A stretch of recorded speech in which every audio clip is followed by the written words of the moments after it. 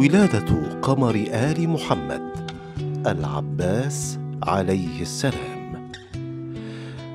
كان أول مولود زكي للسيدة أم البنين سيدنا المعظم أبا الفضل العباس عليه السلام، وقد ازدهرت يثرب في 4 من شعبان، وأشرقت الدنيا بولادته، وسرت موجات من الفرح والسرور بين أفراد الأسرة العلوية، فقد ولد قمرهم المشرق الذي أضاء سماء الدنيا بفضائله ومآثره، وأضاف إلى الهاشميين مجدا خالدا وذكرا نديا عاطرا.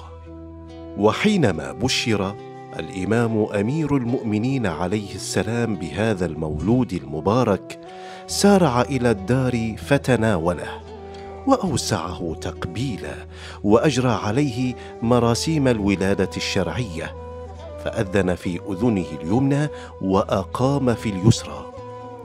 وسمى الإمام أمير المؤمنين عليه السلام وليده المبارك بالعباس، وقد استشف من وراء الغيب أنه سيكون بطلا من أبطال الإسلام، وسيكون عبوسا في وجه المنكر والباطل، ومنطلق البسمات في وجه الخير.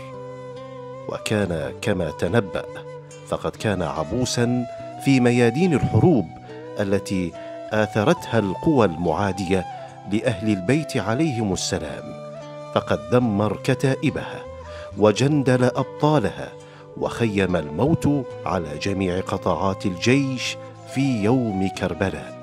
فالسلام على قمر آل بيت محمد صلى الله عليه وآله.